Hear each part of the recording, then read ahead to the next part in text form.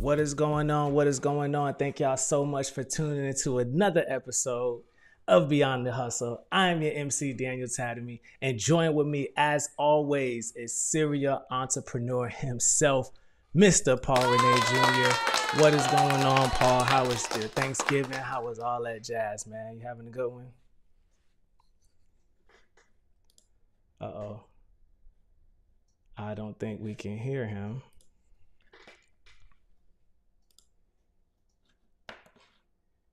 Can you hear me now?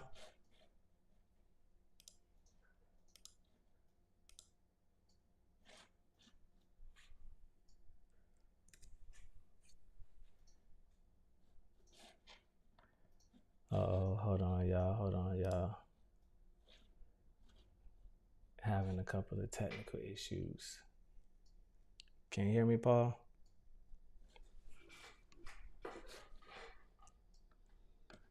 You gotta unmute yourself. It says you're muted in the green room.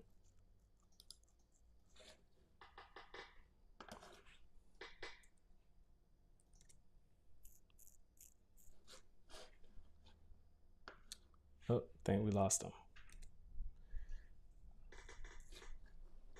It's all good, man. Thank y'all for tuning into another episode of Beyond the Hustle, man. This type of stuff happens, man, on these lives.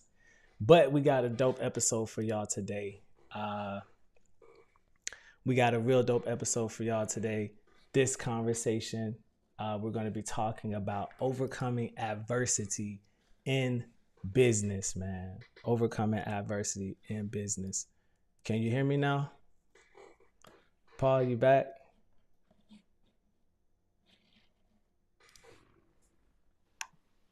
You can hear me, brother? Can you hear me? Yep, I can hear you now. Yeah. Dope. Perfect. Yeah. My fault on the technical difficulties, man. But yeah, I had a great Thanksgiving, man. I'm up. I was asleep after eating and another day after because I was so full of food. But yeah, I'm up and ready to rock and roll, bruv, and get back at it. We got another holiday coming up too. But how was yours? Yeah. How was your Thanksgiving? It was good, man. And we talked a little bit about it, man. I don't want to get too heavy on the pod, but those that know me, those that's close to me, y'all know my grandma passed last year. And she was like the staple when it came to Thanksgiving, bro. She was it, you know? And she spearheaded a lot of Thanksgiving, right? And this was the first Thanksgiving that we didn't have grandma, man. So yeah, it kind of hit, man. And you don't realize, I knew going there that, you know, she wasn't going to be there. I knew she was doing it. But how much, you know, I was going to miss her, how much space she took up during Thanksgiving. You know, I didn't realize it, man, until we was there going through, and it just wasn't the same, bro. And Thanksgiving is my favorite holiday, man. Largely it definitely, because of her. Yeah, and that's the power of the older generation, man.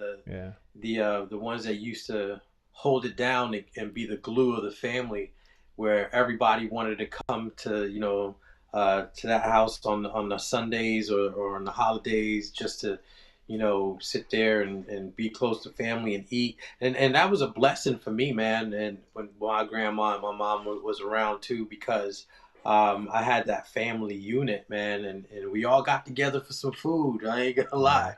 You know, it was that good cooking that got everybody together.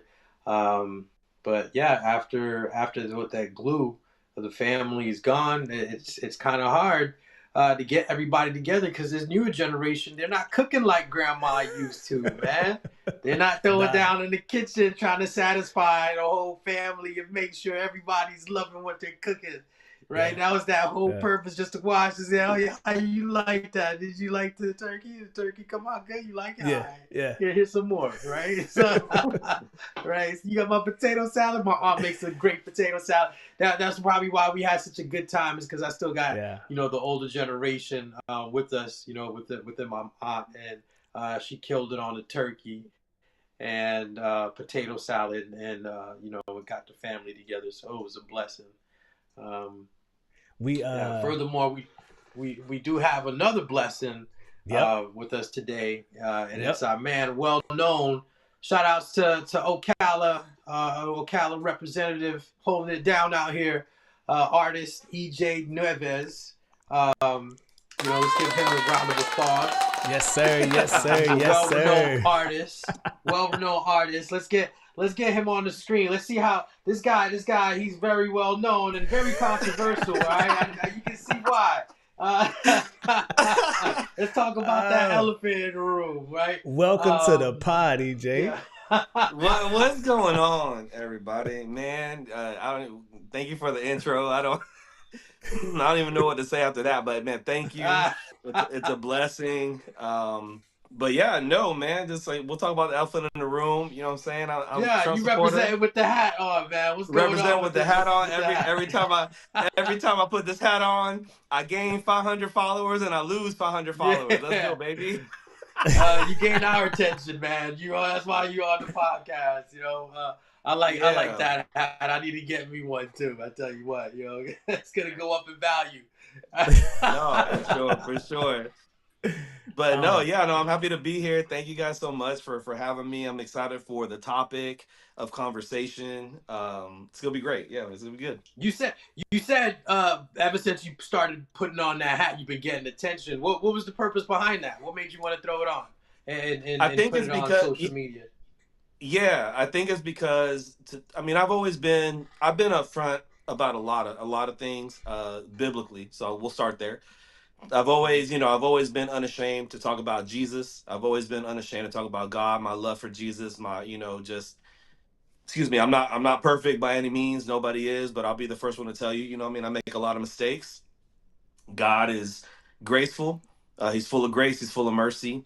I'm the last person that's deserving of any blessings. So first and foremost, want to say thank you to God. Thank you to Jesus for that. So, going into the election time and of course, talking about imperfection, I'll say this: no candidate is perfect. So I'll say that no candidate is perfect. No human is perfect. I will say this though: there are candidates, there are people, there are human beings that are for things that I'm for, right? And so when Trump started being very open about the Bible, about his views on pro-life, his views on the way we should be, spending our money and the ways that we should not be spending our money as a country, et cetera, et cetera. I was like, I've been a Trump supporter for a very, very, very long time, but I've never donned the hat. I've never have gotten on social media or in a full frontal way said, hey, this is the candidate that I'm backing. And I will say that this election was a very, very big election. And I believe that the state of our country was hanging in the balance with who was going to win this election.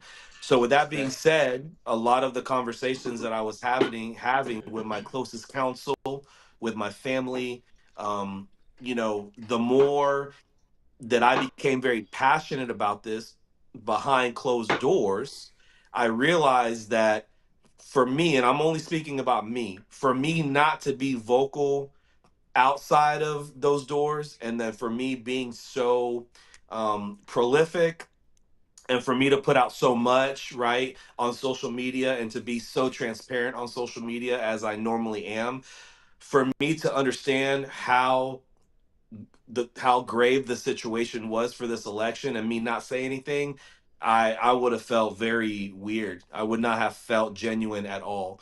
So I decided to just, one day I woke up, I was like, man, I'm gonna buy the hat because I know the hat itself makes a statement without me saying a word, because I'm already going to be saying words. I'm already going to be shooting videos, and I'm already going to be sharing my transparency online.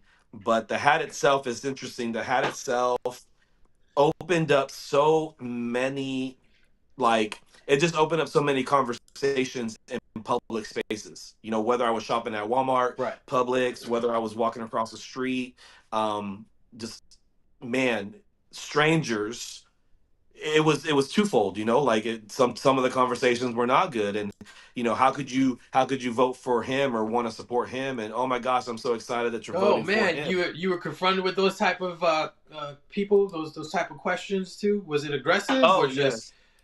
man? That's Yeah, no, crazy. in my case, in my specific case, it wasn't aggressive, but definitely there were moments that I was like, wow, like in any other day, in any other Tuesday morning that I'm shopping at Walmart, I would have never gotten approached by somebody at all. So it Right. just kind of just created these instances that really left me, it did leave me dumbfounded. It did, because I was like, wow, again, we, us as entrepreneurs, we understand the power of marketing, we understand the power of symbolism and of It's a branding, and brand. Yeah. it's a brand, right? And so to wear this brand around town, it it just opened up so many conversations. So See, but out here in I Ocala, enjoyed it. I enjoyed I it. would think you'd get more positive than negative being out here in Ocala because I'm out in the area too, and all I seen were Trump signs everywhere.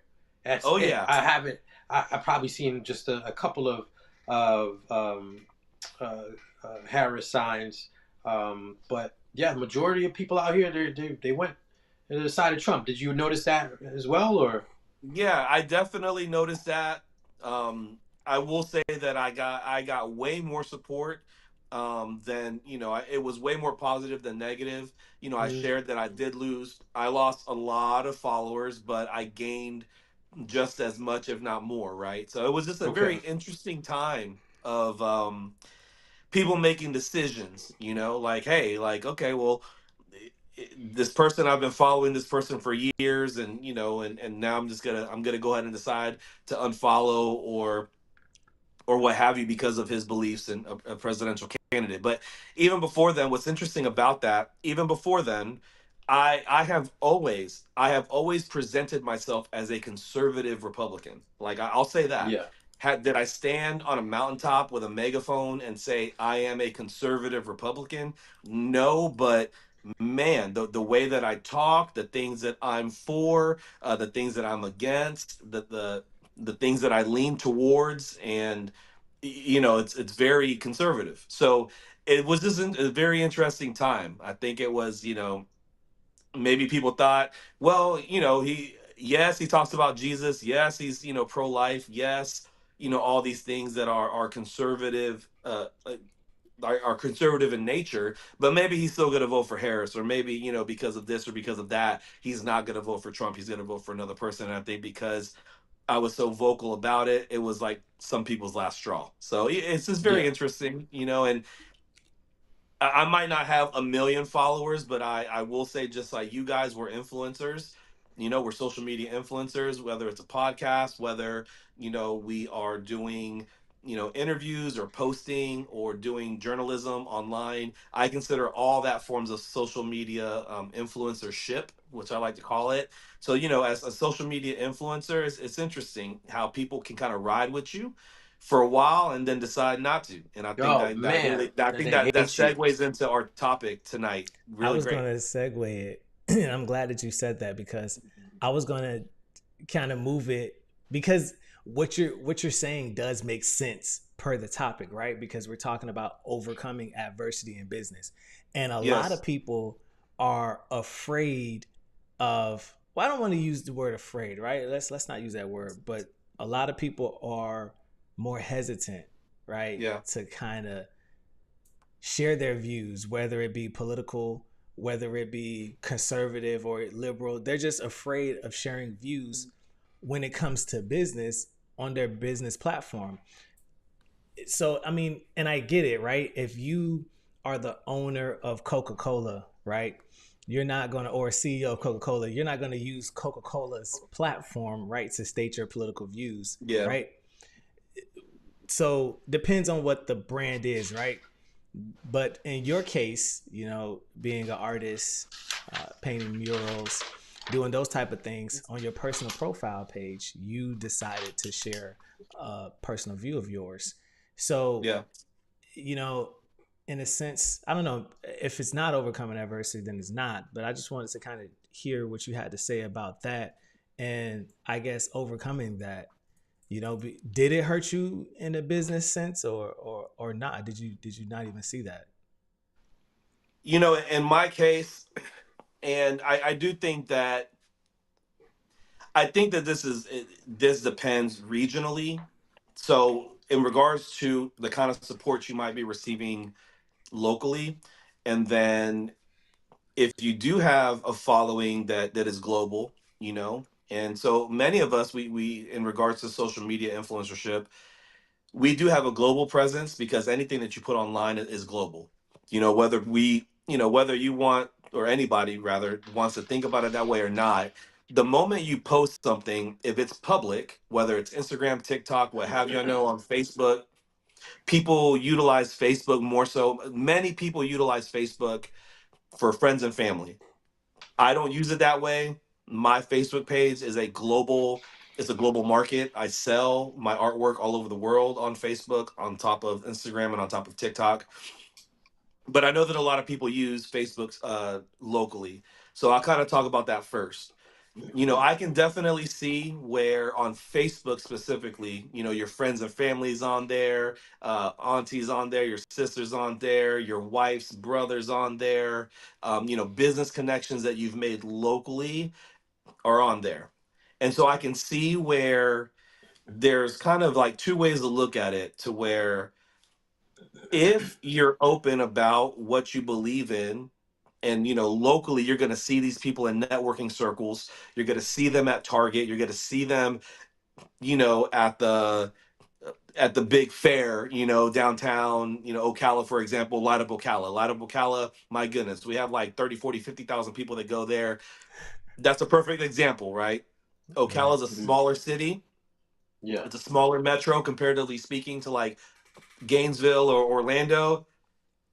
Some of the things you might say when you go to an event like that where everybody's there and people can see you face to face, yeah, you might, if they're not for you, they might, you might have those instances where people are going to be like, okay, I'd like to talk to you in person about this or whatever, because you're able to see them. That's one level to that. A lot Right. of those people too, when you're a local business, I can see, because I've had this conversation with a lot of local businesses that are like, hey, we're not going to talk about politics, religion, sex, and a lot of local businesses do that. I agree with that to a certain degree, but what I will say, for me as an entertainer, I do believe that is different, and I think that Yeah. the road of an artist, the road of an entertainer, the road of a social media influencer is way different. It's way different than, if, so for example, you're a plumber, you own a plumbing company, you own an electric company, even like, for example, myself as a realtor, I'll be honest, sometimes I go back and forth with this because I'm a realtor. There are particular professions that I can completely understand, that talking about, religion, politics, sex, things of that nature, that can get kind of weird, and I dabble back and forth with that because of the fact that I am a realtor. That is a part of what I do. I'm not a Hmm. full-time realtor, but I do have connection points and I do have business partners and whatnot, so I It's have to the be very best side cognizant of hustle that. you can have out there. No lie. Yeah, yeah, no, absolutely.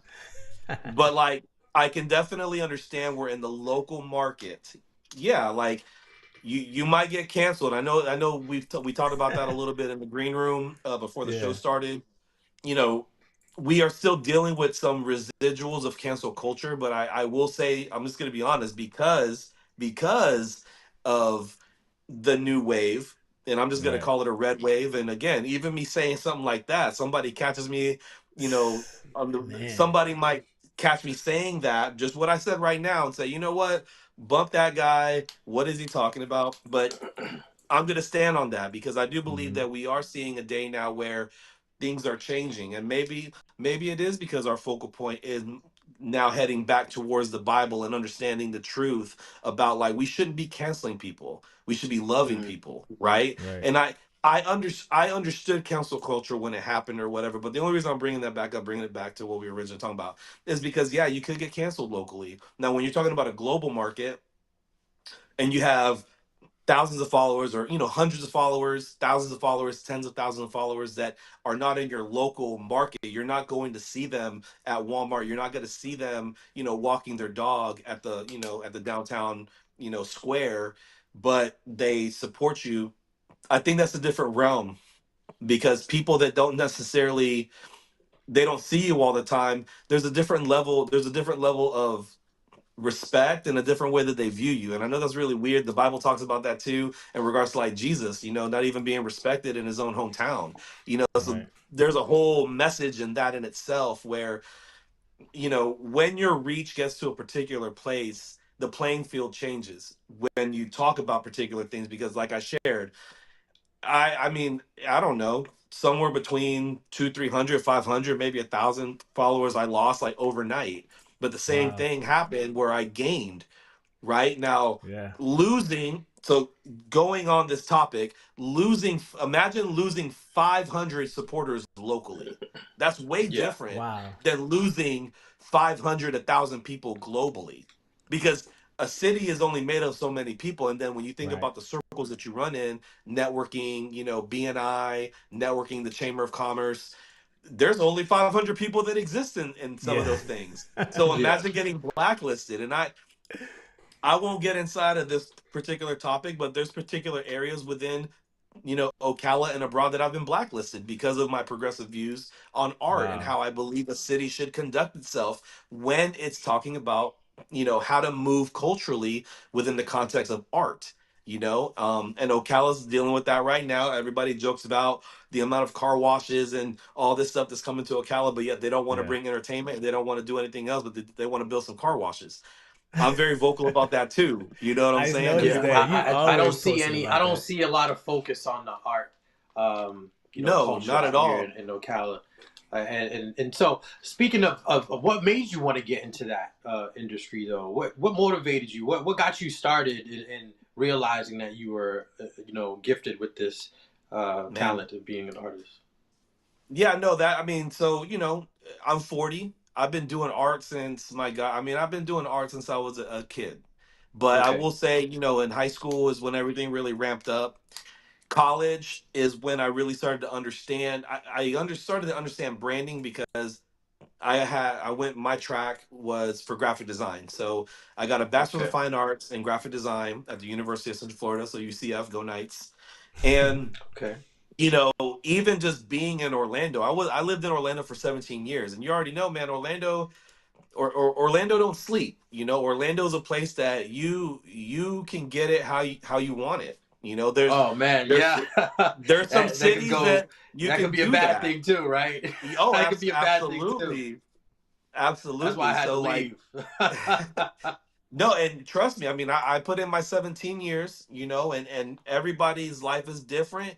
For me, after 17, I had to kind of take a few steps back, and my few steps back, respectfully speaking, was Ocala. And I say that because, I don't want to say that offensively, or because I know people like to joke about slow Cala and all this type of stuff, which is interesting because we're no longer slow. We're literally the fourth.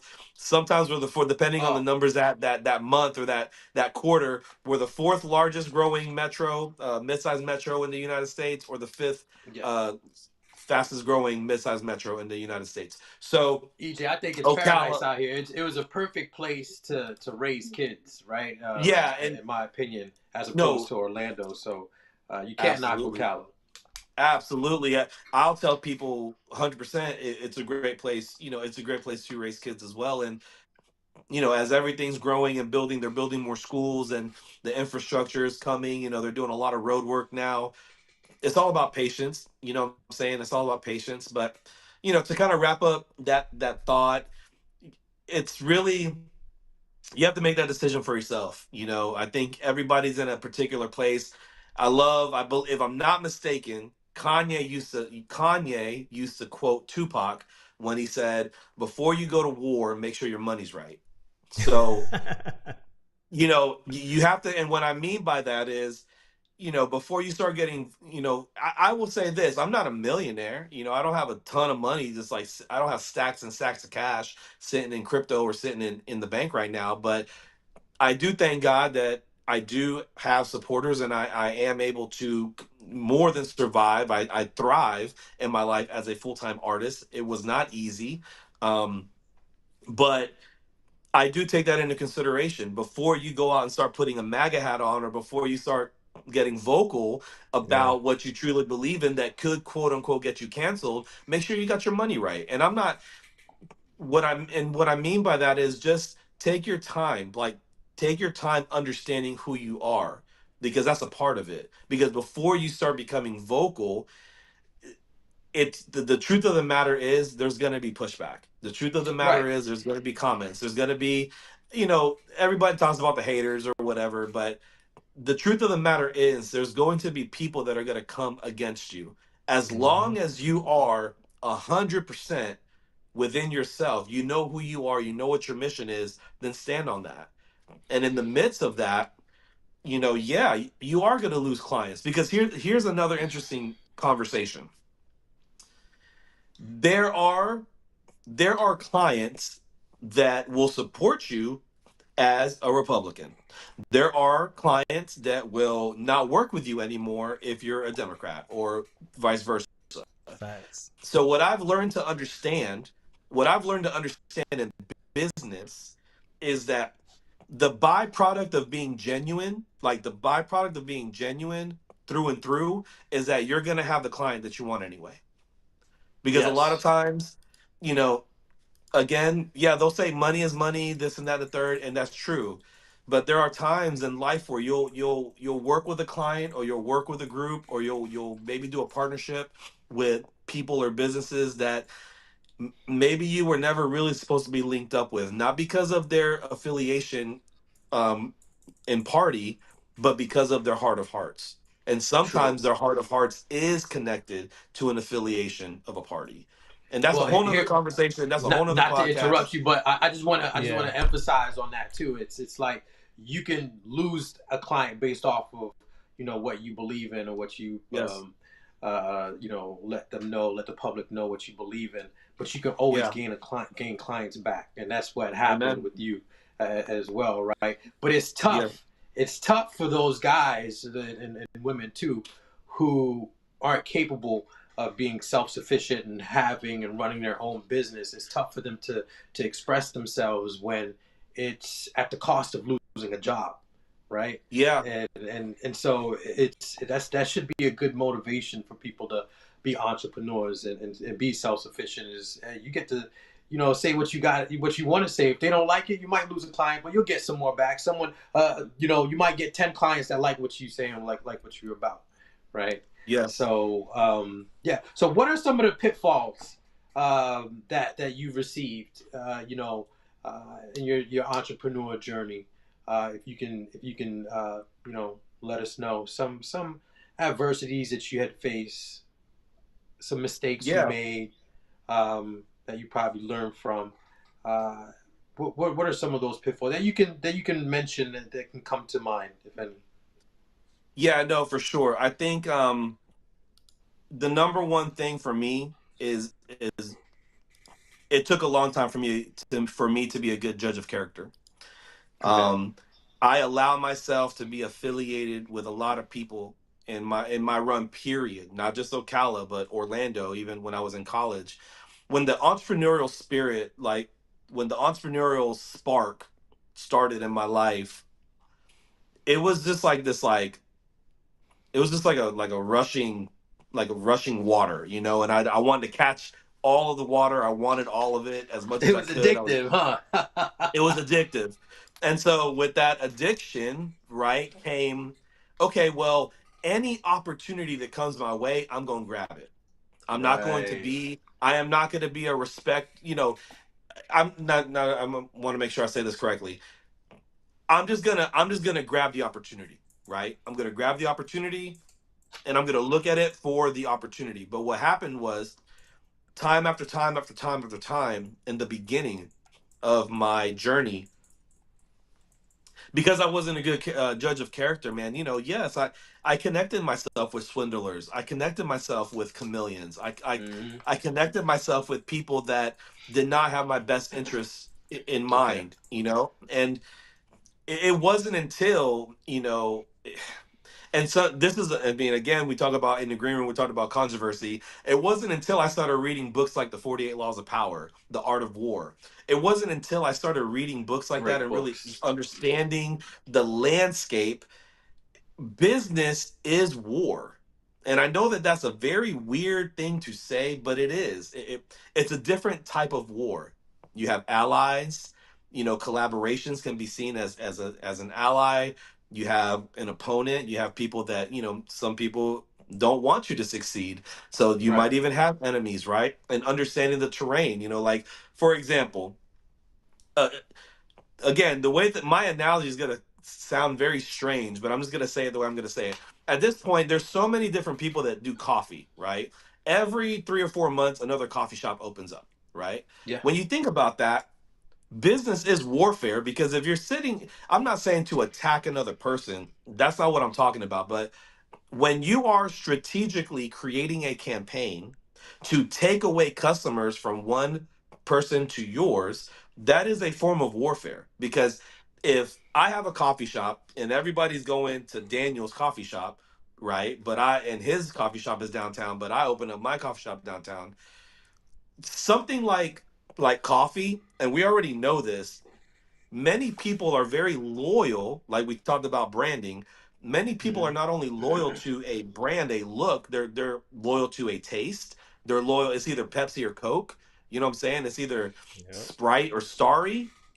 And then when you think about coffee shops, there's a particular taste and feel when you walk into a coffee shop. So like that's one example of many in regards to like just understanding that like yes, in business we're all here to make money. And so in for me, I attach myself to people that I just didn't make the right allies, Okay. going Yeah. full I circle. could I definitely didn't make the I could right definitely see allies. that.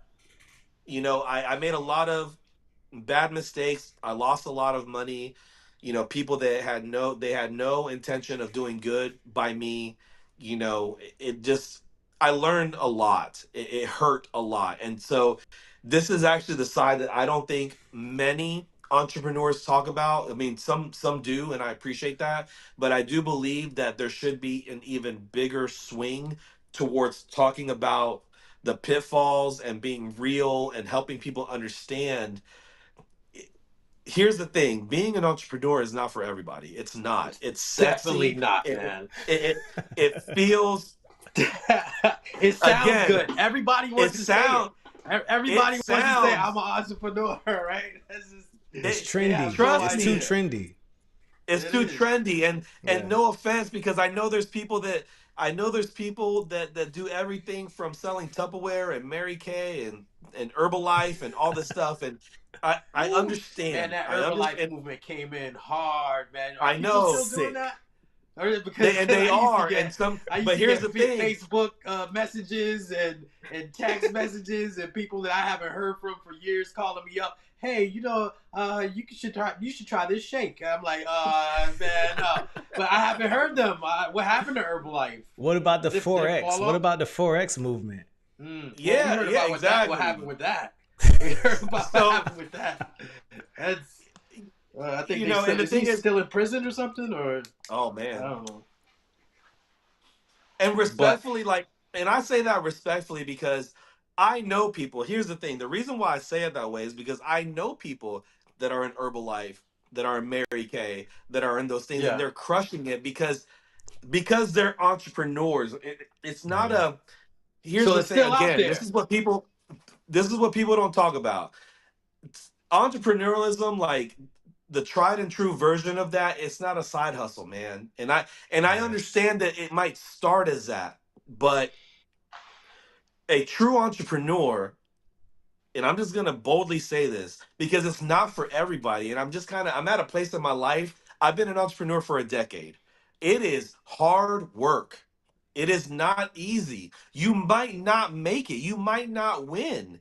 I'm not here to sell nobody no dream. I was homeless. I'll share with you guys. I mean, part of my story. I went homeless in 2020 during the Mm. pandemic because I had to continue. I had to stay in Central Florida and figure it out. So I was living out of the back of my gallery, right? I was Yeah. living out of my car, living out of the back of my gallery because I told myself I am an entrepreneur. I am not going to get a 9 to 5. I'm not. Mm. And the people that, if you're doing a side hustle, respectfully speaking, that is a side hustle. You're a side hustler. You're not an entrepreneur. I don't. I'm probably gonna get backlash for that. Who knows? Whatever. Whatever. But you I are a don't fully side agree. I don't fully hustler. agree with you, EJ, but I can feel the passion behind it, which Yeah, why yeah. I can understand that you are very successful at what you do.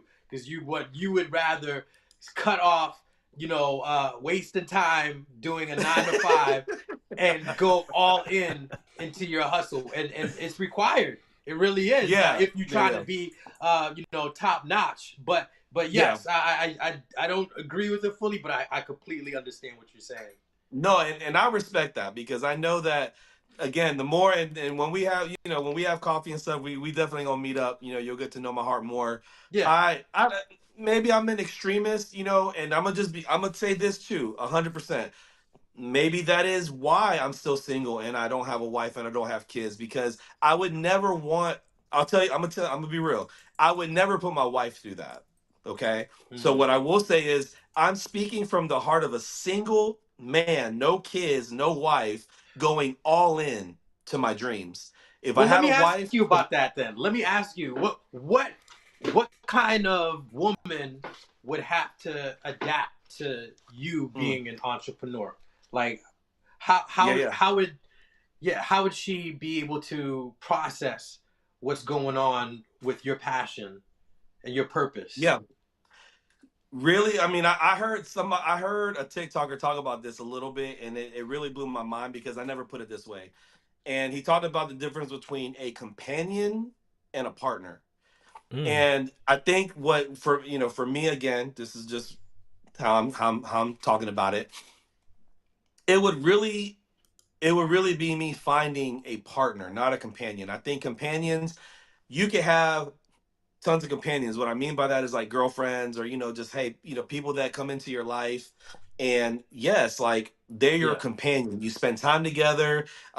You love spending time together. But loving to spend time together and having a partner is different. So for example, in my world, in my realm, I would need a partner to handle logistics and all those kind of it's almost like just understanding that man, I'm in it with you. And this goes into another what I would like to say a controversial conversation because it gets into the whole like we're living in the day and age of the modern woman. She wants to be a boss babe. She wants to be the CEO. So you're dealing, you're in this realm where like not only does the man want to be the CEO, the woman wants to be the CEO. Now they're married and they have two completely different agendas. They're not helping each other grow. They're not building each Not other. at all. They're just I roommates. love it. I love what you're They're saying, just man. I love roommates. it.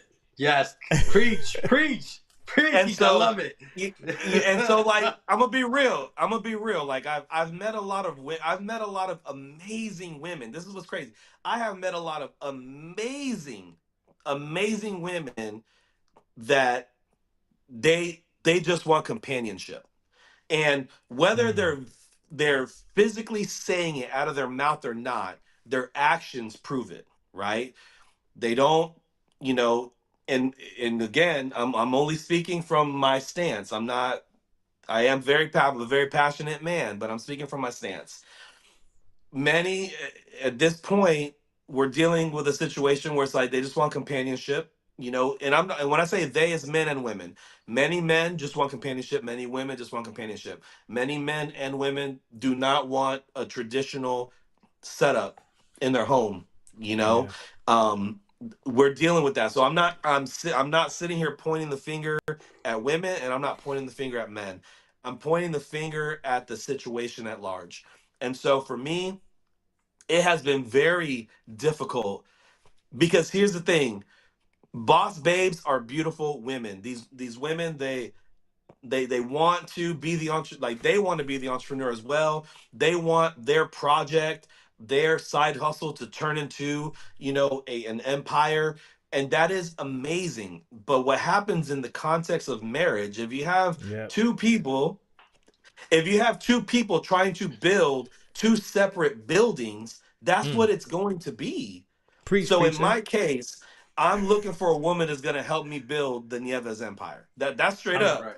I got That's something to straight up. say about that. I got something to say about that part, which is huge, because companionship, and I blame it on great marketing, right? I blame it on great marketing, bro. Social media, the internet, and media has done a great job of marketing to successful entrepreneurs in the home and making it work.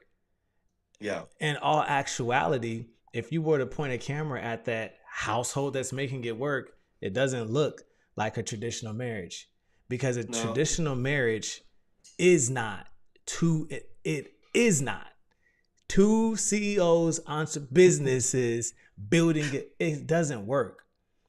Coca-Cola and Pepsi will never occupy the same space because they can't. They can't. They can't, bro. And great marketing, on the beast, for making household look that way, because households can't function under that. And I wanted to say about everything that you're speaking on and how much so it fits into the topic of overcoming adversity in business, and how important, because I wanted to talk a little bit about this, but I'm letting you have it. But let me add something to that, Daniel, with the relationship. Okay, go ahead. And that great marketing, right? And can we have some locker room talk, guys? Can we talk about Go ahead, man. Right? Bring it.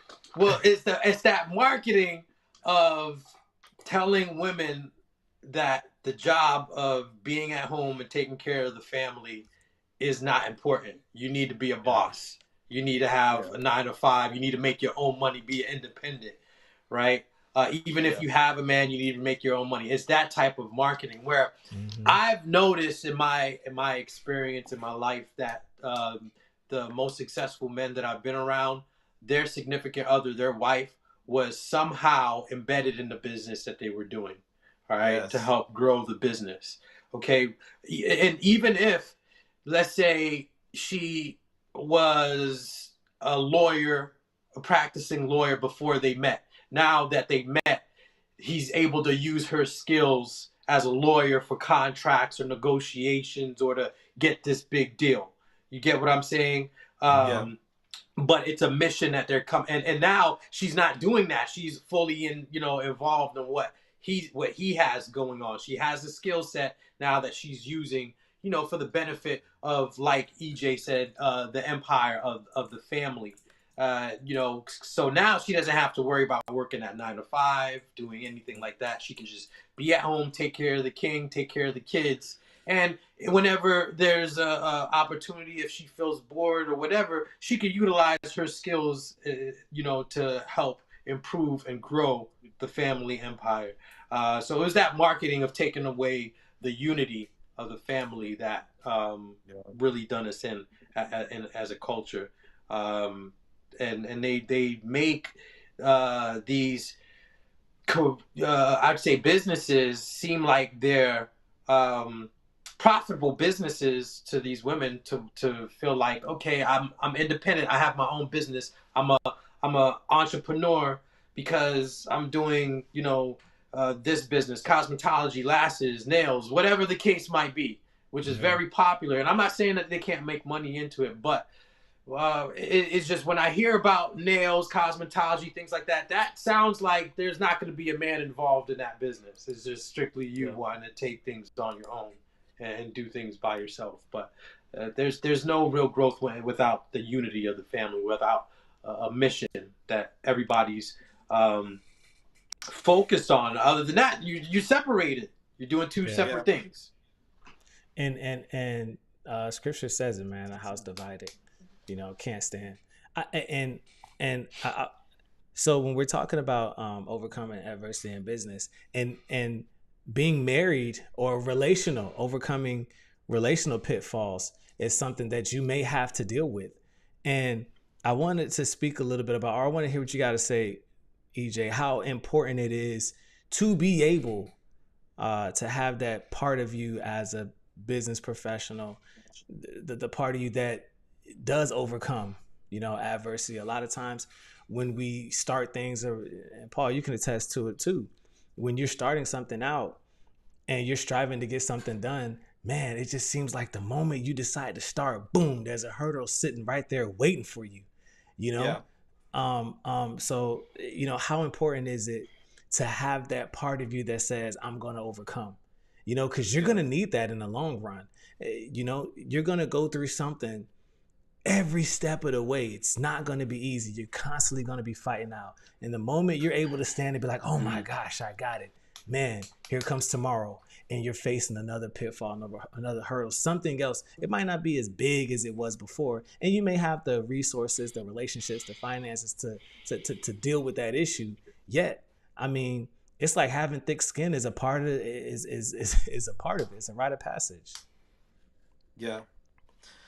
You know, I shared earlier I shared earlier about really understanding who you are. And it kind of sounds cliche, because there's a lot of um, self-help gurus and there's a lot of books out there that talk about finding yourself and finding your purpose and all this stuff. You know what I'm saying? But in regards to, and this kind of goes back on my, my first rant or my first TED talk that I talked about, that it's just very important to understand. It's just very important to understand what it is that you want to bring into the world. And when I was talking about, that's the reason why I was talking about the Mary Kay and the Herbalife and all that in regards to the side hustler stuff. And I say that respectfully because I know that that does help a lot of families out, and continue doing that. Don't stop doing that. But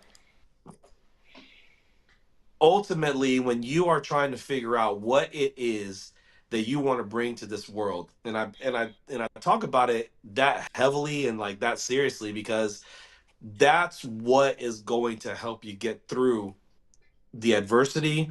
That's what's going to help you get through the quicksand and the brick walls and the closed doors, because you have to have something at the end of the day that whenever that does happen, because it's happened so many times for me. You hear about stories. My absolute favorite things to watch are documentaries. I've seen everyone from Steve Jobs to Elon to Kanye to Nice. every single one. It doesn't matter.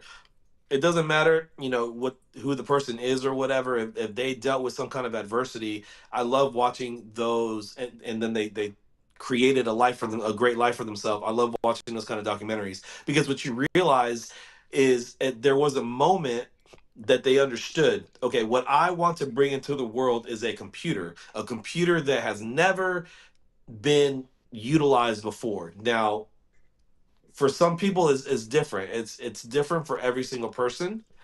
And for me, it took about 5 years, because I was working when I graduated college.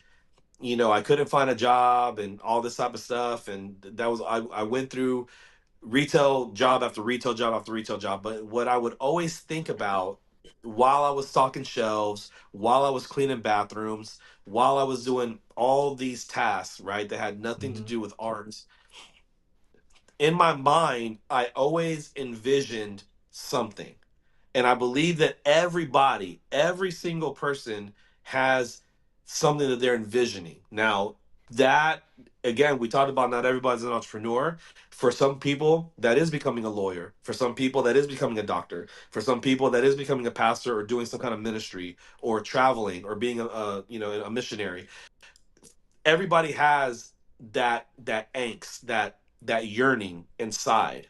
It's a voice, it's a feeling, it's whatever. For everybody, it hits differently. If you listen to a Mm-hmm. particular song and it hits you a certain way, or you watch a movie and there's a particular scene that when you watch that scene, like I think it was like Field of Dreams or whatever. When if you build it, they'll come. Right? There's particular scenes that, like, when you watch that, like I forgot the name of the movie, the story of Nike, like when they signed Michael Jordan.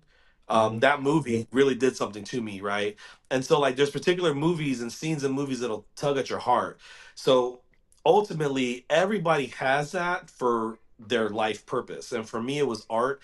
It was always knowing that the only way that I'm going to feel seen, feel heard, is to be able to create something on canvas, to create a video or whatever. But when I was working at Target, when I was cleaning the bathroom at Bed Bath and Beyond, when I was a front end cashier at Bed Bath and Beyond, when I was doing all these things, right?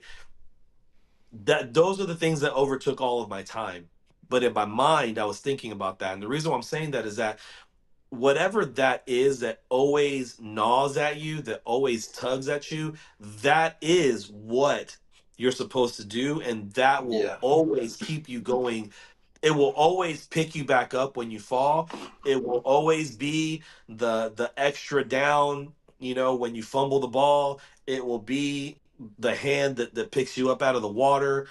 It'll be that. But it's like, I don't think a lot of people spend time in their life to understand what that is. And I honestly believe that's one of the downfalls of our society, is that however you want to look at it and slice it, right? Because I'm gonna tell you right now, the moment, and this is me as an artist saying this, the moment a teacher or somebody tells a child to color inside of the lines, they're already killing the creativity, because that's how that child wants to create.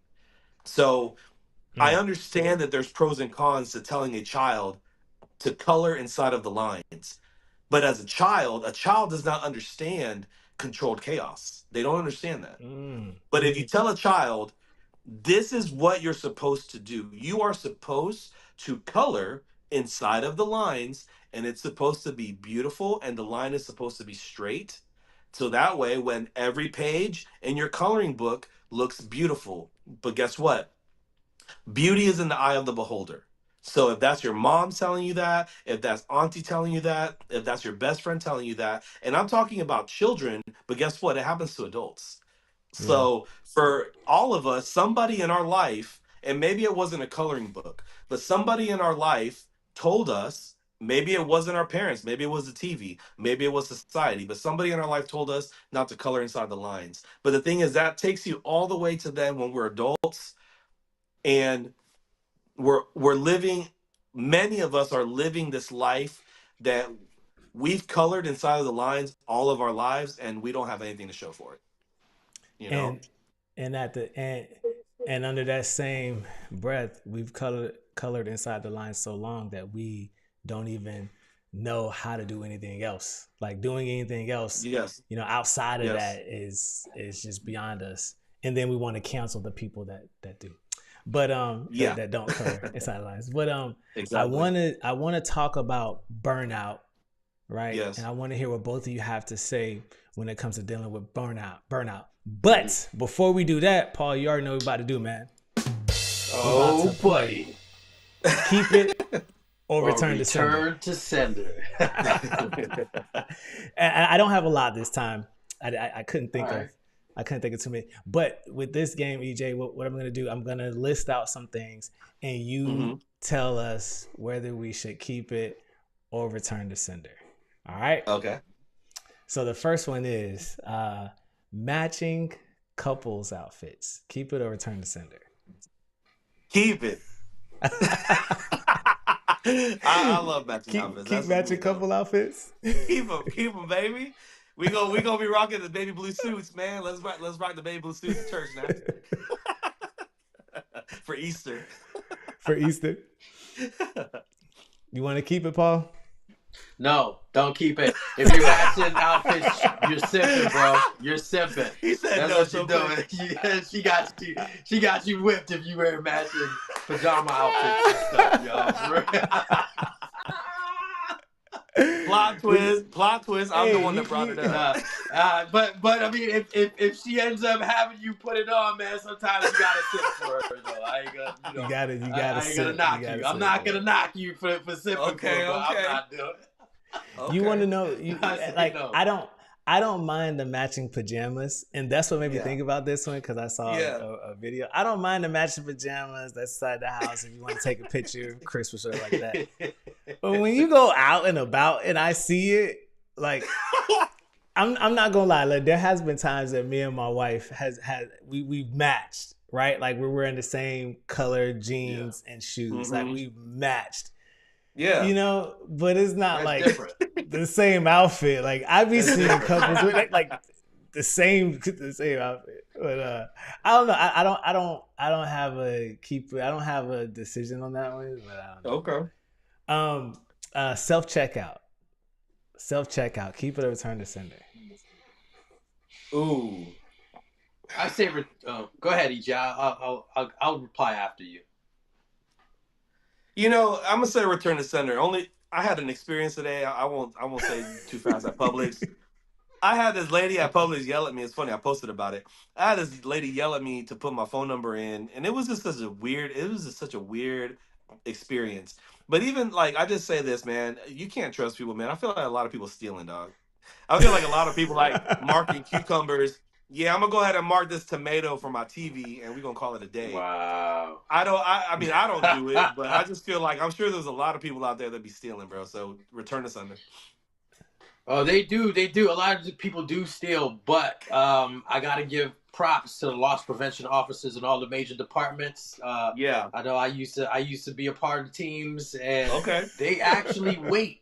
I'm dead serious. One of the businesses I have, which was one of my first businesses, is being a private investigator, and they would hire me to not only follow not customers but even employees of different department stores and whatnot. But what I do know is for the people, the customers that come in, they'll keep track of what you're stealing so that you can reach a certain amount so that they can up the charge on you. So they'll let you get away and think that you think you're getting away, but they've got a picture of you and how much you're stealing until it adds up to that that price. So be careful for those who think they're getting away with it.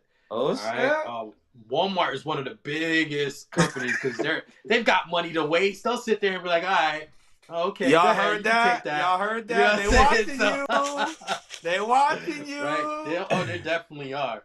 They definitely are. So, but I say return to sender because I like to interact with the people. You know, me too. And I like to let them do their job, man. There's more jobs created when you have people working the cash register than letting the bots do it. So. Yeah, and I have to do it myself. Now I got to do all this work and put it in the bag and all that stuff. Nah, man, let me. I'm conflicted. I'm cashier do it for me. I'm conflicted because my introvert be kicking in too much, and I lack a lot of patience, y'all. Like I will not hop in. I will leave places because the line is too long. Like Chick-fil-A line drive-through is too long, I'm going inside. Starbucks too, and if it's too long in there, I'll leave. And I like self-checkout, and I don't, because if I have like 3 things, bro, I don't want to wait in that long line. Let me go self-checkout and get up out of here.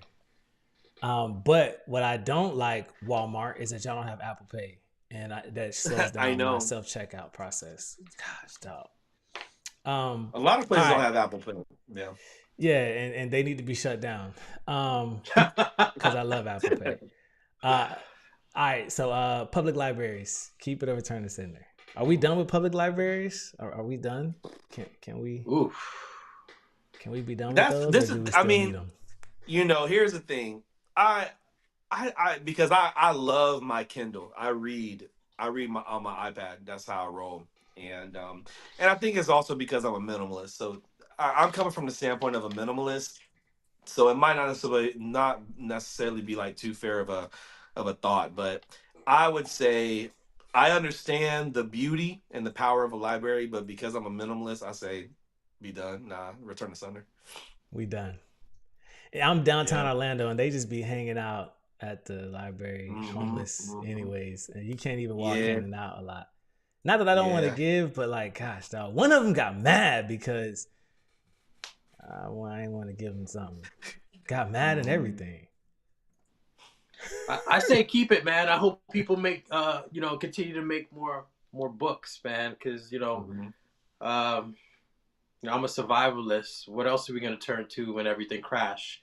Right, we're gonna need some books to read and stuff, right? To make that you're gonna need that paperback. So yeah. When they shut everything down. So I say keep the public library, keep the books, keep the books coming in. Yeah, I do like the Melrose Center of the downtown library. So, last one. This one is kind of interesting though. I thought about it today, but legalize marijuana. Keep it or return to center. Legalize marijuana. I didn't say marijuana. I said legalized. So legalized, so return to sender. So yeah, I'm against. Return legalized? Yeah. What say you, Paul? Oh, I say keep it. Keep it. I say keep it legalized. I'm all. Yeah. Oh yeah, definitely. I'm all for it. Marijuana isn't any of those type of drugs that's gonna throw you off kilter, right? And there's studies that show, and there could be pros and cons to it, but I hate to see someone get jammed up for such minute offense. It is, if a guy wants to smoke and he's still valued member to society and his family, then go ahead. It could be, and that could be anything. Anything could be a vice. There's people who are okay with taking shots of alcohol. And there's people, if once they get alcohol in their system, it's a wrap, right? So yeah, I'm more of everybody taking accountability of their own actions. And speaking of accountability, I think that's also a great, I'd say point to make when it comes down to adversity, is that you got to be accountable to whatever obstacles comes your way. You got to take that. And know that you are responsible for whatever you want that outcome to be, and whatever type of pitfalls or adversity pops in your way. I'm all about when it comes to me talking to people about business and helping them find a good direction that they want to head their business. I'm all about making failures, get more failures. The more failures you have, the more obstacles you have. It's a learning thing. It's an experience, and that's where EJ and Daniel. That's where the fun of being an entrepreneur comes in. Is that journey, because it's not an easy road. It's a hard road, and to know that you're successful or you made something happen by from traveling a road that's less followed. It's a thrilling feeling, and I think that's what you meant by like a rushing water. It's like a rush that goes over you, man. And it becomes that addiction that you like, all right, let me do it again. If it was so easy, everybody would do it, man. And so that, hey, I'm stepping into a room, okay? Or I'm in the mall, or I'm in the shopping center, or whatever, a room where a majority of these people are not entrepreneurs. I'm probably like the only one in this room that's an entrepreneur amongst 20 men, 20 women, or whatever. And it's something that you want to take as proud. You want to be proud. It's something to be proud of, because that you've been fighting that fight, man, for yourself, for your family, or for whatever type of legacy that you want to live. But it's you who's doing it. You and not saying that you're gonna do it by yourself, because you need a team of people too to be able to scale and go further than you want to take, than you can take it, because you're gonna end up reaching a plateau if you try to do things, by yourself. You always get a good team with you, and it doesn't mean that the team isn't gonna make mistakes, right? Because the team's gonna make mistakes too. But then that, how are you guys gonna, reach or settle that mistake or fix that mistake, right? And that's what it's all about. If you got people on your team that take accountability for their mistakes, and you as well, then the sky's the limit into what you guys can create. But mistakes comes with experience. Experience comes with wisdom, and you know what to do, when to do it, and how to do it. So I'm all about it. EJ, I wanted to ask you. I had this question in mind because I'm always curious when I talk to entrepreneurs, and there's not a lot of us, like I was saying. So I wanted to know, what was one of your best investments, and do you invest now? Interesting. Huh. In regards to, I think for me, really, I mean, it's really not like I would just say technology. I mean, that's my truth on that. I've understood that, upgrading your technology and trying your best to be on the up and up with technology, it's only going to help you as an entrepreneur. So I think for me, that's really what I invest in. I mean, when we're talking about some other like things like real estate or like crypto or things of that nature, like I kind of dabble in that. As a realtor, I kind of dabble in that, but I'm not really Yeah, heavy in real estate, and I'm just now starting in crypto. But in regards to like something that I have spent a lot of money in it could be anything. consciously. Yeah, Yeah, yeah. anything. I would say technology, always making sure Okay. that I, try my best to have the latest, phone with the camera, having an iPad, having a laptop. My next purchase is going to be the Meta glasses, just because I'm understanding the power of Meta glasses and really how you can utilize that in life, and being able to have that first person point of view, that really is going to become paramount the more we start getting into the virtual reality age. So for me, it's investing in technology. I think that Okay. that is one of the biggest things that someone can invest in outside of the traditional, I mean, things that make you money. But ultimately in business, yes, all of my technology has made me tons of money, and I've paid for all of the technologies that I've purchased, tenfold. So I would say technology is my biggest investment to myself and to my company, and to, being able to help spread my message. So, for you guys, whether it's, podcast equipment, knowing, what's the next piece that you guys need to elevate. I am a big, like you were talking about how failure is a big piece of the puzzle. I agree with that 100%. Elevating your brand is a big piece of that too, in regards to elevating how you display what you do, because we live in a day and age, it is unfortunate, and it sucks that to a certain degree, many of us as entrepreneurs, as businesses, we are forced into this. But being on top of the latest and greatest is a big thing, and so, for example, understanding NFTs, understanding cryptocurrency, that is the future. For Daniel, I know you're a big gamer. Understanding that GTA 6 is going to change the world. It's going to Oh, change I can't the wait. I can't landscape. wait. What? GTA 6 is going to change. I get goosebumps thinking about this. If you think about it, I Oh think they man. spent 2 billion. So think about this. If a game in development has spent $2 billion, you wouldn't spend that kind of money if you were not building an infrastructure for a worldwide currency, worldwide, Woo. just worldwide in the sense. I mean, Fortnite, what's interesting about this, and this is a whole nother, I mean, this is a whole ball of wax. And I mean, we get into this, we'll talk for another 3 hours, but I'll say this real quick. Fortnite, I'm gonna be real. If GTA 6 gets here before Fortnite, somebody on that team need to get fired, because GTA 6 GTA 6 is about to open up a way for people to legitimately make money. As in, That's it's not just money, crazy. it's not just money that you're able to make on the game to buy skins, to buy real estate, to buy new weapons. It's literally, you're going to be able to utilize NFTs and cryptocurrencies to then put that in your Coinbase, to then turn it into USD.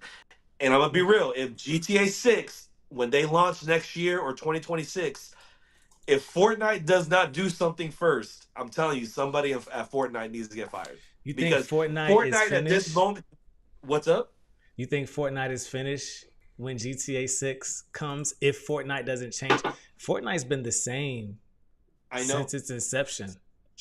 and that kind of goes along with what I'm saying, right? It's about the elevation.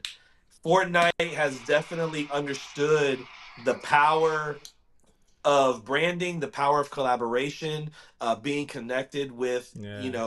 the biggest stars, the biggest Pop celebrities, culture, I the believe. biggest pieces of pop culture. But GTA 6, they're understanding that people, you know, you go back to oh my gosh, what's the game right now? The war game that you're able to create skins, and what you call it. But anyway, Talking about Black they're Ops or understand Call of Duty? What? not Call Call of of Duty, Duty is the other one. It's the other one. It's not the Call of Duties. Modern It's Warfare, no, it's not in that franchise. It's in the other one where you're able to create skins for the guns. You're able to create skins for the people, Ghost and you, Recon. yeah, it's something along those lines. But like I think GTA a lot 6, of those shooters do that. yeah, Yeah. they're understanding that ultimately people, that's the way of the future. Like people will No one's literally be gonna leave playing home, GTA man. 6 full time.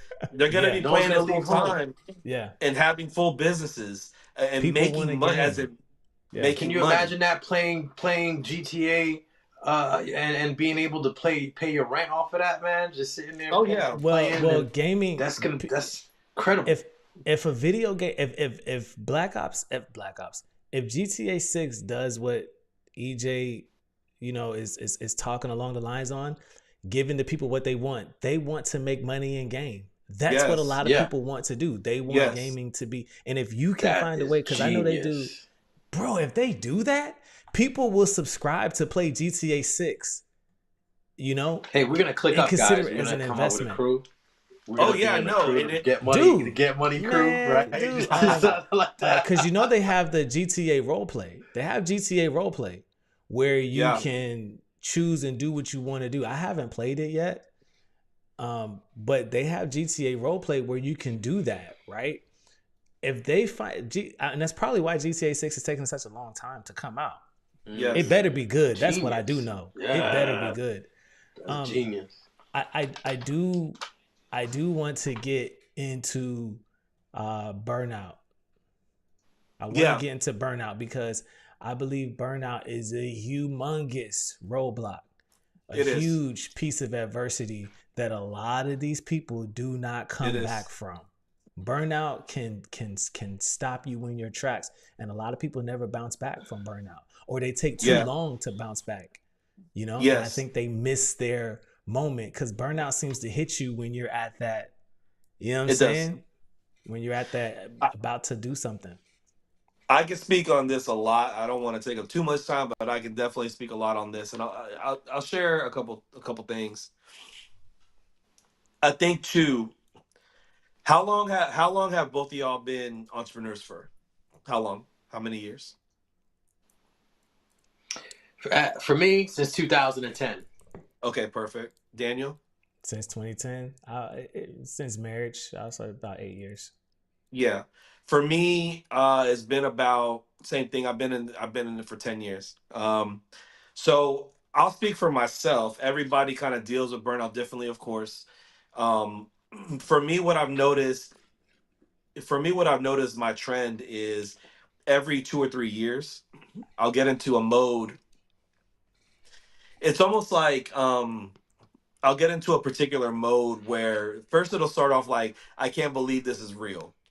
Like I can't believe that this is really what I'm doing. It's almost like imposter syndrome.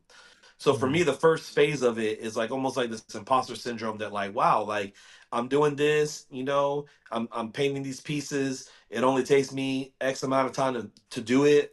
I'm getting paid X amount. I start kind of comparing like, okay, well, what does a doctor make, or what does a lawyer make, or what does somebody working minimum wage make? And I'm not saying that like I'm making thousands and thousands all the time, every day, all the time, but it's like when it got to a place where I was able to pay all my bills on time, I'm saving money, I'm able to invest in new um, technology, et cetera, et cetera. I start kind of getting into my own head. So for me, it starts there, and then that battle kind of like it's mentally for me, it starts to drain me, and then I start kind of questioning what I'm doing as an artist. I then start thinking to myself, well, is what I've been doing, is it okay? Maybe you'll see a dip in likes or views. I know for a Mm. lot of social media influencers, there's a season where, truth be told, maybe what you're doing isn't hitting anymore. And Mm. that's just a truth because the world changes every 3 to 5 years. You know what I'm saying? There's new trends, there's new dances. TikTok is showing us that heavily with TikTok Shop. TikTok used to only be a place where everybody on there was dancing. That's all people were doing on there, just dancing. Everything was a Yeah. dance, or it was a pretty girl or somebody dancing. And now, people are understanding that they can make money off of TikTok. So you're seeing a lot of TikTok shop things, people selling on there. But like every several years, every 2 to 3, 4 years, the market changes. And depending on what you're doing, podcasting, art, entertainment, music, people, their taste changes. Yeah. Maybe what you're talking about in your podcast isn't hitting anymore. Maybe what I was painting isn't hitting anymore. And for me, in those moments when the market would dip and you would kind of see a different, like, I mean, again, this is a whole can of worms I'm about to open here, but the shift from Drake to Kendrick, like that, this is crazy. Ooh. Living in a world where people are not asking for Drake music. Guys, we were in a Drake era for a Yeah. decade. Yeah. Like, so think about that, right? Like, I would have never thought, ever, ever thought that. I mean, yeah, did I think that Drake was gonna dip? Yeah. Did I think that people were literally gonna be like, "Nah, bro, we not listening to Drake at all no more." Like, did I really think that was gonna happen? Nah. No. But in life, that's what happens, right? So I'm introducing that into the conversation because with burnout, like you have to fight through those. You have to fight through Yeah. market dips, and of course, a lot of us that are in the cryptocurrencies, we understand market dips in stocks and stocks, for example. We understand dips, but truth be told, us as human beings, we go through the same kind of dips. Mm-hmm. And some of us, and for me, I am now able to track my dips, which is insane. I track my dips just like I track my crypto when you're looking at pathways, because it's like it always happens when the music changes, or like, for example, for me, I'm an artist. When people, when Marvel and DC started to falter and people started watching more anime, that changed everything. It Yeah. changed when people were talking about One Piece and Dragon Ball Z and Demon Slayer way more than Captain America and Spider-Man. Everything changed. Like, guys, the entire Comic-Con scene changed.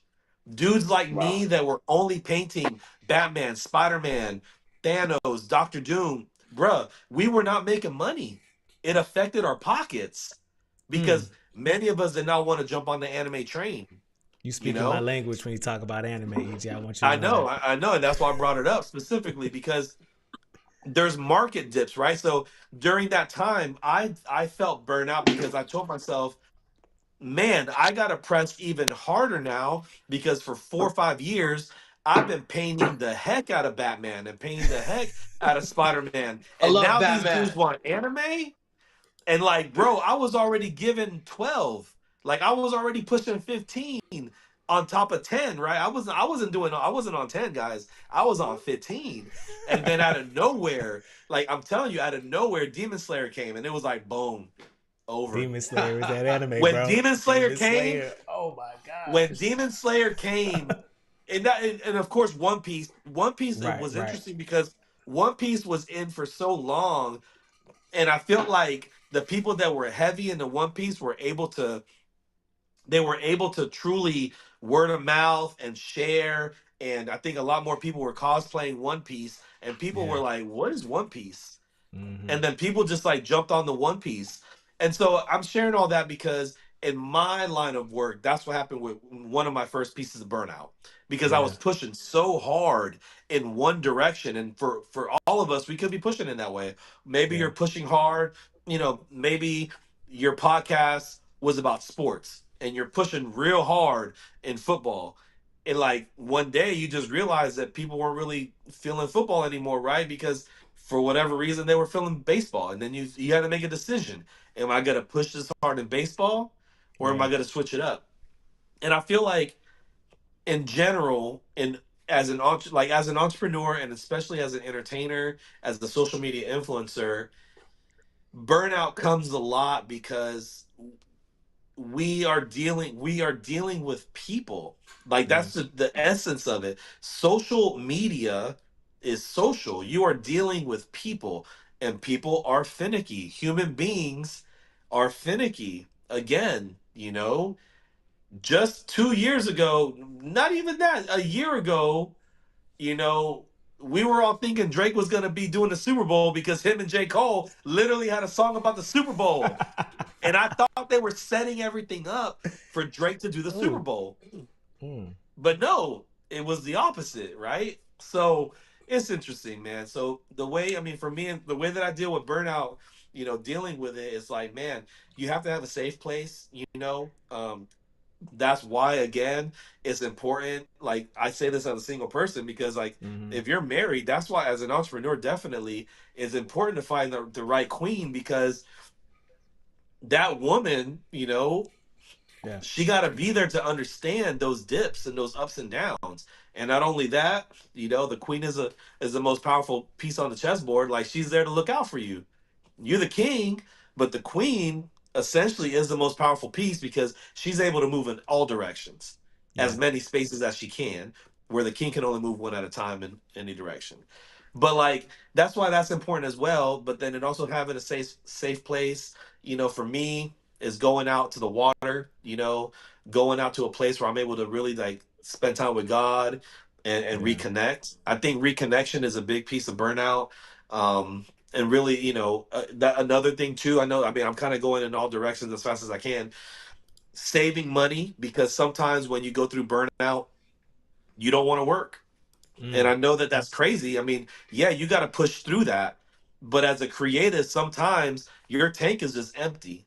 So, like for me, in my worst cases of burnout, it was when I did not save the adequate amount of money to be able to deal with my burnout appropriately and to be Wow. able to leave or go on holiday, go on vacation, spend a few days to myself without having to worry about money being in the bank.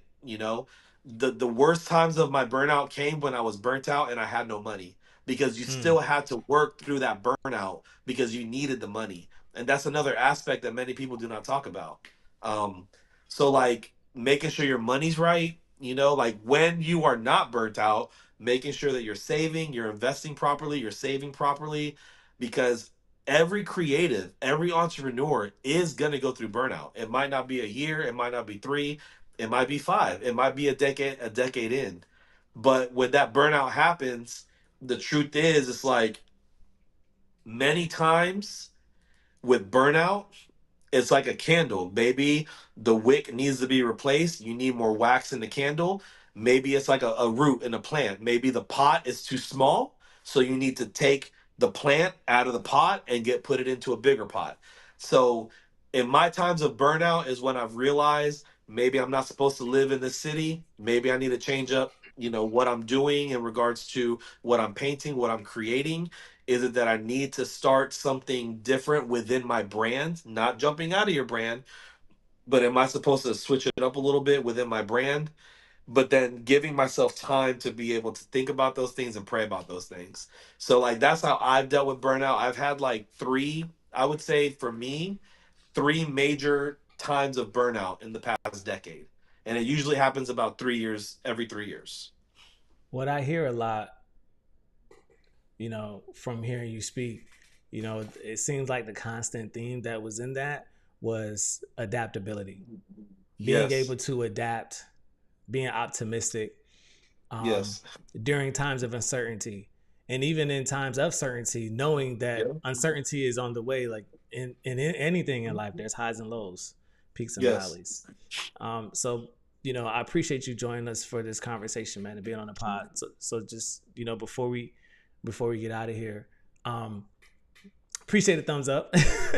um, but before we get out of here, I do want to talk about that having that mindset, of adaptability and optimism. In Yeah. doing what we do, I think a lot of times being in this space, being a business professional, I think sometimes what can cripple a lot of people is just taking it. Because I don't want to. It's not playful, right? Because what we do is not for play. We take it serious, but you got to have some type of, open-mindedness to what it is that you're doing. Sometimes our projects or things that we do, the passion is in it, and Paul, you talked about this. I think you talked about it last week, but, giving the market what it wants. And I think sometimes we can be so close-minded to what it is that we're doing because, I want to do this and this has to work and I want this to work. We're not open to saying, hey, listen, it can still work, but move it this way. Maybe add this person, you know what I'm saying? And just being open to what it is that this, business profession has to offer. And sometimes we can miss it because we're so close-minded on what it is that we're doing. We don't open ourselves up to the possibility of saying, hey, maybe add this person. Maybe y'all don't have the same viewpoint. Maybe they're a different race, a different color, different gender, but you could come together and make these things work because at the end of the day, if it's not making money, let's be honest. If it's not making money, it don't make sense. Come on, bro. No, it don't. No, I think a perfect thing, to kind of go back and circle back to was when you were joking about how Walmart doesn't have Apple Pay.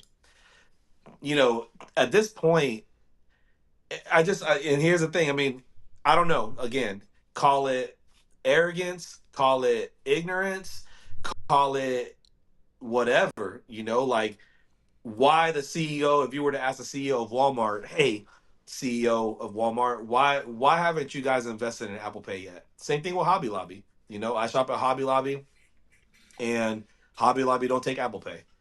And that's just one of many things, right? That companies, the way of the world is changing. And ultimately, yes, has Walmart adapted to curbside pickup and being able to order stuff online? Yes. So I'll give them a thumbs up for that, right? But there's other things that they can continue to adapt, right? To. And you go back, I mean, classic story, Toys R Us, classic story, Redbox. Why did Redbox just pretty much shut down all their Red boxes about a month ago? Yeah. All the Red boxes are gone. And Redbox, it's crazy, Redbox, and even before Redbox was Blockbuster. Yeah. So within that storyline is what you speak of, because Redbox was able to take over Blockbuster because Redbox gave the people what they wanted. They wanted convenience. Yes. They wanted convenience. So guess what? Okay, Blockbuster, sayonara, so sad. But now, guess what? Streaming gave people convenience. So Redbox didn't think about streaming. They, again, call it arrogance, call it ignorance, call it whatever you want, but they made a decision that they were not going to become a streaming company. Okay, see you later, Redbox. Now you have streaming. But now, here's the thing. What is the next thing going to be? Because what's the next complaint? Why am I paying for all these streaming services? I'm paying for Paramount Plus, HBO, Netflix, Disney Plus. Somebody's going to come out and say, you know what? I'm going to put them all together and you only going to pay once. And whoever does that is going to be real rich, because guess that's the newest complaint. Everybody complained about, okay, well, I don't want to have to go to Winn-Dixie to go pick up my Redbox. Okay, cool. Streaming services. When Netflix first came out, Netflix was one of the first ones, right? Mm-hmm. It was awesome. Everybody was on Netflix, but then what happened? They didn't have all the movies you wanted, so you still had to go buy them or whatever. But then all of the other networks got privy to that and they started doing their own thing. So again, the next big thing is going to be a combined streaming service. Whoever does that, they're going to win the golden ticket. So I see. I agree and I don't agree with that, only because these distribution companies or these film companies have to give over their license, to hold that. And what Disney is doing, the way they took Marvel back from Netflix and then put it on their own platform, you would have to find a way to get those license agreements. I don't know if anyone could do that. Yeah. I think what you can do is, you know, maybe if these guys get together, you know, and take on, maybe they could take on the major networks, because now MSNBC is selling, right? Yeah. And now Netflix is live streaming sports. And I know Hulu was doing it first. Let's be honest. Hulu was live streaming first, but it ain't Netflix. And now Prime Thanksgiving, I just found out that Prime was live streaming one of the football games. I did not know Amazon Prime streamed football, bro. Like live sports, but man, it's dope, bro. I appreciate you for joining us for this conversation. It was dope. I was a fly on the wall while y'all were talking halfway through this, just enjoying the conversation. I appreciate you for coming through, man. For sure. EJ, yeah, definitely, man. Thank you for sharing your story. Yeah, man. Like I said, I was excited. I'm excited to be here. Yeah, this is the whole reason why, you know, we have this podcast, so that we can just hear the stories and hear, you know, about the journey of other entrepreneurs out there, because there's not that many of us. And from what I experience, a lot of entrepreneurs have no one to talk to or share their stories with, or even get any feedback. And sometimes all we want to do is brainstorm about, hey, you know, where we want to take, how we want to take things, you know, the next step. And so, you know, hopefully this will help people out. But I appreciate you taking the time out, man. Let's give a round of applause to my man EJ for showing up. I appreciate y'all. Hey, EJ, and EJ, if anytime we should get together, I know we live close, and anytime. Yeah, man, let's do it. Yeah, anytime you want to talk about, you know, how you can maximize your tax returns from the millions you're gonna be making off of your cryptocurrency and your art. Yeah, bro. XRP, baby, XRP. And let me know, cause you know, let's go. XRP. Tax season's right around the corner, all right? Yeah. And also, thank you, Daniel. Daniel tatted me over here, Maestro, with tatted me production. Let's go. Appreciate you, brother. Yeah. Can't be doing this without you, man. So let's definitely. Amen. It's dope, man. I appreciate y'all. Thank y'all so much for tuning into another episode of Beyond the Hustle. We're gonna be back just like we always are every Tuesday night at 9:30 p.m. So we will see y'all next week right here at 9:30 p.m. Make sure if you need help with your taxes or financial services, hit up taxmoney123.com. And always, man, our guest, man, EJ Nieves, y'all check him out. Check out some of his art. Grab some. Let him know that you saw him on Beyond the Hustle, man. And hey, man, we'll see y'all next time, all right? Deuces.